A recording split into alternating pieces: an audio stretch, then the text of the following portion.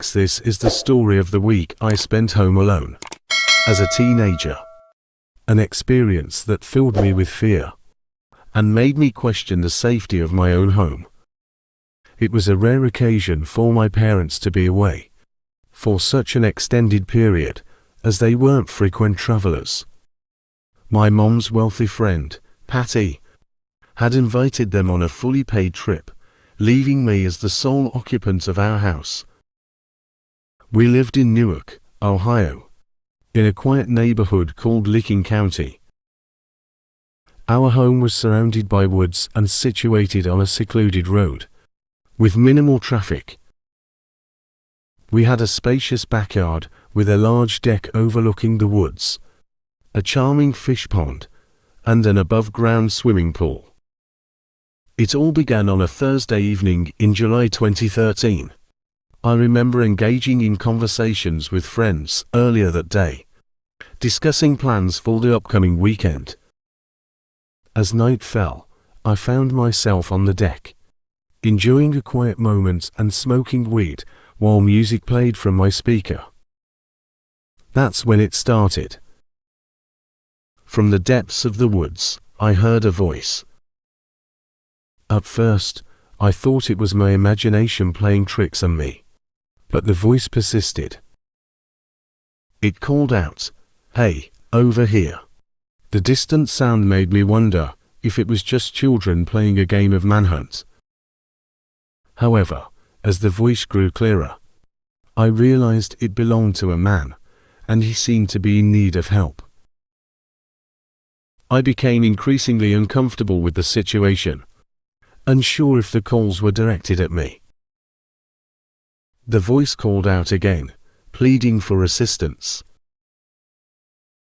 It said, "We're stuck in the woods, please come help." The realization dawned on me that this might indeed be directed at me. I cautiously responded, asking who it was, but received no clear answer. With an uneasy feeling in my gut, I decided to investigate further. I walked towards the woods, calling out and asking for the whereabouts. The voice responded, "Right in front of you, I see you." These words sent shivers down my spine. It was at that moment I decided to turn back. The entire situation felt suspicious, and I couldn't shake the feeling that something was off. Returning to the safety of my deck, I locked all the doors, ensuring my home was secure. I found solace in the living room, trying to relax despite the lingering effects of the weed. However, the tranquility was short-lived when I heard the voice once more, this time closer, originating from the backyard. I heard splashing sounds, possibly from the pool or the fish pond. As I peered through the window, I caught a glimpse of a man, his head barely visible behind the pool. His dark, medium-length hair was all I could discern in the dim light. Fear coursed through my veins as I closed the blinds, hoping to deter his attention. But my respite was shattered by an aggressive banging on the window, accompanied by his screams for help. In a state of panic, I screamed back, shouting obscenities and warning him that the police were on their way. I aimed to sound crazier and more unpredictable than him, hoping he would back off. His laughter echoed outside, slowly fading away as he presumably retreated. Trembling, I returned to the couch, trying to steady my breath and calm my racing heart. Throughout the night, I managed to get some sleep, thanks to the calming effects of the weed. But the experience left me deeply paranoid, questioning who I could trust and feeling vulnerable in my own home. It made me realize the importance of caution and discernment when opening the door to strangers. From that point forward, I became more vigilant about home security, taking extra precautions to ensure my safety. I installed additional locks, reinforced doors and windows, and always approached unfamiliar situations with skepticism. The haunting memories of that week alone stayed with me, serving as a reminder to prioritize personal safety and remain cautious in the face of potential threats.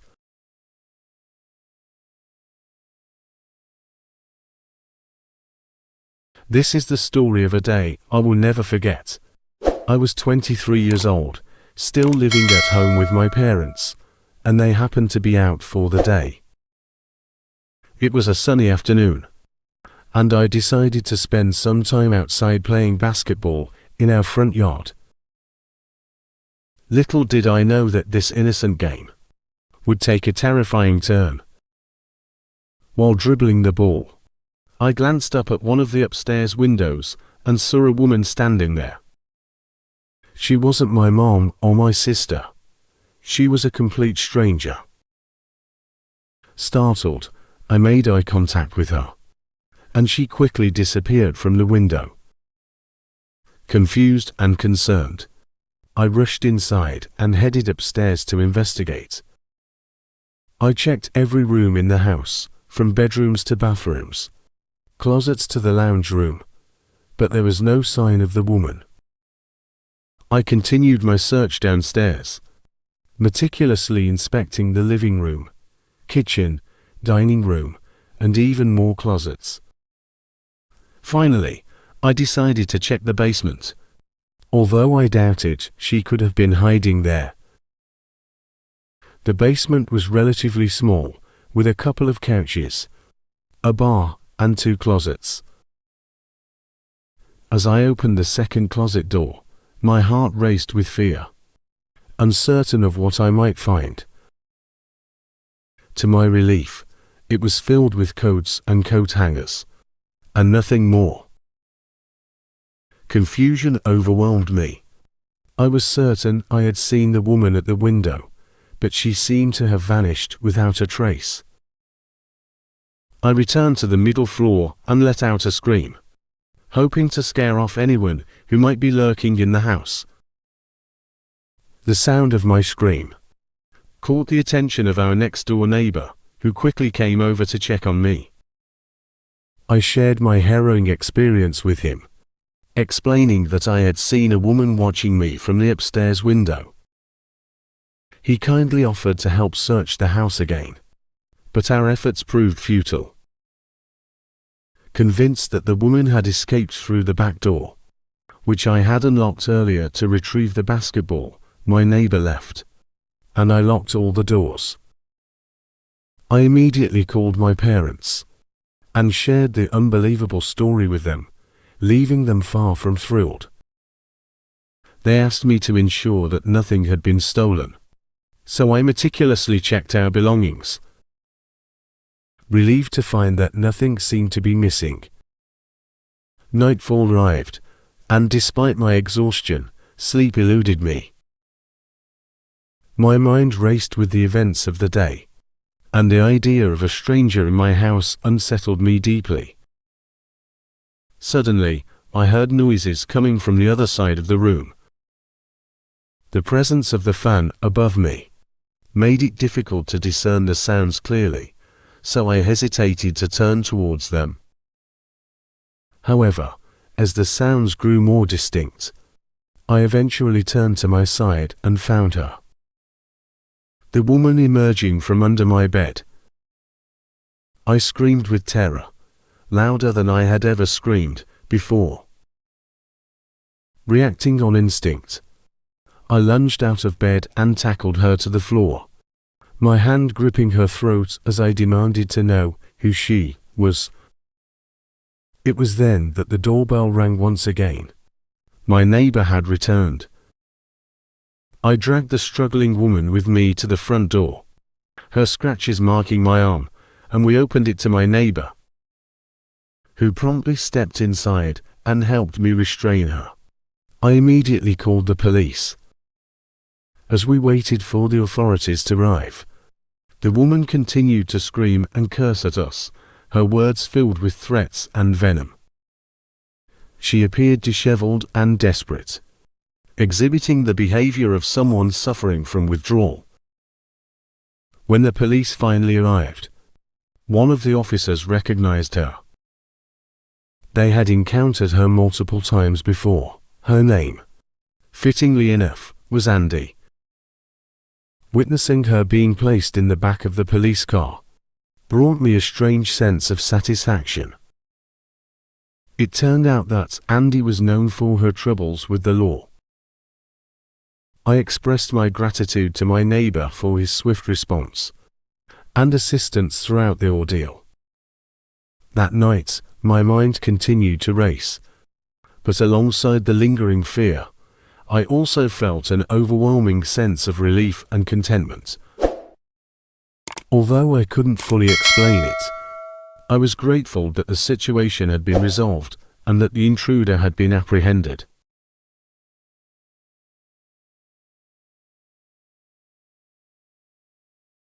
In a seemingly normal two-floor house shared with his sister, a 30-year-old man experiences an unsettling night alone. As he watches a scary movie, the open layout of his living space becomes eerily unsettling, glancing over his shoulder. He tries to brush off his unease. After the movie, he goes to bed, but his sleep is abruptly interrupted. Startled awake, he hears his sister's voice downstairs, calling out to him. Assuming she's inside the house, he groggily responds and heads downstairs, only to find no one there. Confused, he searches the dark house, feeling a sense of dread. Returning to his room, he tries to contact his sister, but she's unreachable. The next day, his sister reveals she wasn't home at all. Puzzled and scared, he wonders if he hallucinated the entire ordeal. But the lingering question remains, what truly happened in that house that night?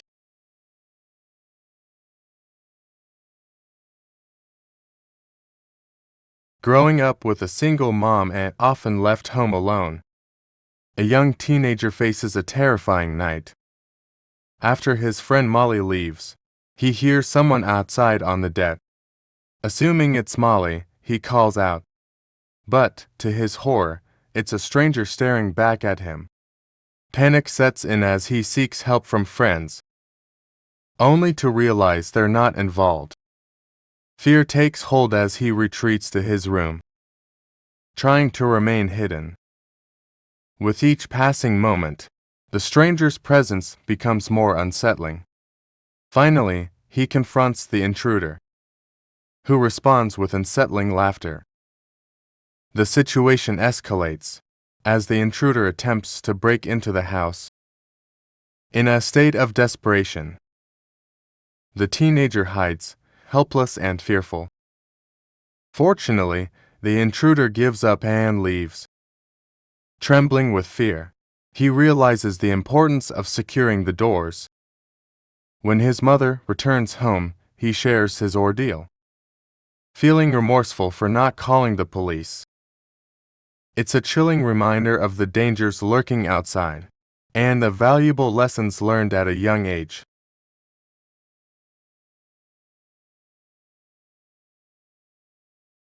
This is the story of the night that changed my life forever. It was a chilly winter evening. Default text. I was 12 years old at the time, and my parents thought I was old enough to stay home alone. Little did we know that this decision would lead to a series of events that would nearly cost me my life. As I sat on the couch, engrossed in a book, I heard a strange noise coming from the backyard. Curiosity got the better of me, and I decided to investigate. I tiptoed towards the window, peering outside. To my horror, I saw 3 masked individuals attempting to break into our house. Fear gripped me, and I quickly ran to my parents' bedroom, desperately searching for a hiding spot. My heart raced as I discovered a small crawl space behind a large wardrobe. Without a second thought, I squeezed myself into the confined space, trying to control my breathing and remain as quiet as possible. Time seemed to stretch on as I listened intently for any sign of the intruders. The sound of footsteps grew louder, and my heart pounded in my chest. I could hear them rummaging through our belongings, smashing glass, and tearing through drawers. My mind was filled with images of what they might do if they discovered me. Minutes turned into an agonizing eternity, until I heard the bedroom door creak open. Heavy footsteps approached, and I held my breath, praying that they wouldn't find me. The silence was deafening as the intruder entered the room. I could feel their presence, their eyes scanning the surroundings. My heart was in my throat, and every muscle in my body tensed. Suddenly, the closet door swung open, and I stared wide-eyed into the eyes of one of the intruders. Time stood still as we locked gazes for what felt like an eternity. I was sure my hiding place had been discovered, and my life was about to end. But, to my surprise, the intruder merely glanced around the closet and closed the door again. Relief flooded through me as I heard them leave the room. I stayed hidden for a few more minutes, just to be sure. Eventually, the house fell silent, and I cautiously emerged from my hiding spot. Tears welled up in my eyes as I realized how close I had come to a tragic fate. I hurriedly dialed the emergency services and informed them of the break-in. Within minutes, the police arrived, and my parents returned home in a state of panic. The burglars had fled, but they had taken several valuable possessions with them. As we assessed the damage and filed a report, a mixture of emotions overwhelmed me. Gratitude for my narrow escape mingled with fear and anger at the violation of our home. It was a night that would forever be etched in my memory. In the aftermath of that harrowing experience, my family took extra precautions to ensure our safety. We installed a state-of-the-art security system, reinforced our doors and windows, and practiced safety drills regularly. Although the incident left a lasting impact, we refused to let fear dictate our lives. Looking back, I often wonder why I was spared that night. Perhaps the intruder didn't see me, or maybe they had no intention of causing harm to a child. Whatever the reason, I'm grateful to be alive and to have learned the importance of personal safety and the strength that can be found in moments of sheer terror. The experience changed me profoundly. It instilled in me a sense of resilience, an unwavering determination to protect myself and my loved ones. I vowed to never take my safety for granted, and to use my story as a reminder that even in the face of danger,